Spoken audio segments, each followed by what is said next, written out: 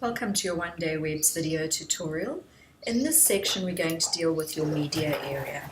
So once you're logged into your dashboard, if you click on media, it's going to load your current media library. So your media library will include any images you have uploaded to your website. So if you scroll down, you'll see all the images that you've used, that we've used when we built your website, as well as anything you've added with blogs up until that point. If you want to add any new media, you would click on Add New, and you would go ahead and click on Select Files, and then you would just browse your machine for wherever your files reside on your machine to upload. You can upload audio, you can upload images, you can upload any kind of media file to this media library. This media library is also accessed anytime you're in a page or in a post and you click to add or to edit an image. These media files would automatically load for you there. So just to show you that this is another way to access them, but you're unlikely to typically be going via this media library area. If you have forms loaded on your website, you will see a link on your dashboard called Forms, and when you click through to Forms, you're going to find the various forms we have installed on your website. Typically you always have a contact form, and then depending on your website you may have some other custom forms as well. So just to show you, entries are the people that have sent through inquiries via your form.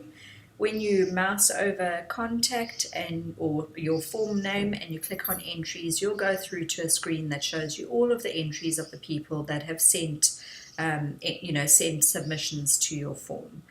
Bear in mind you will have received these via email as well. If you want to edit your form, you would go through to Edit,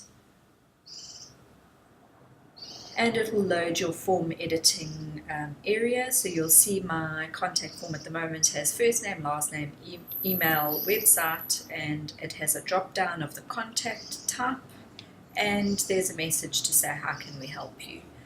On the right here you'll find all the different fields that are available for you to add, so like normal single line text files or paragraphs like these, or drop downs. Multi-select is where it enables you to select more than one item.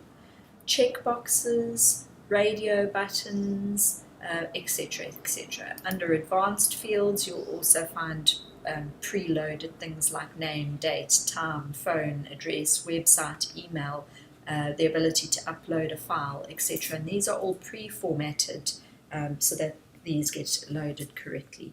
So all you would do if you needed to add a new field, let's say we wanted to add the phone number to this form, is you would click on the field, you would drag it where you want it to appear, and you would drop it, and it will actually create that field called phone.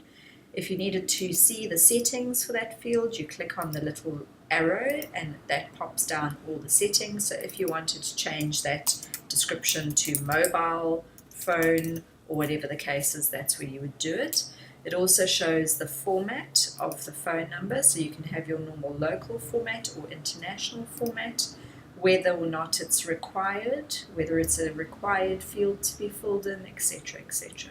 So all your settings are there. There are some more advanced settings here, but you're unlikely to ever need to use those advanced settings. The things you typically need to edit you'll find in this first tab. So that's how you would go ahead and add a field. If you wanted to delete a field for whatever reason, you click on the little X in the right hand side and it'll delete that field. And when you finish uploading, or at least modifying your form, you would click on Update Form and your form would be updated. So that is the end of the section dealing with your media files and your forms in your dashboard.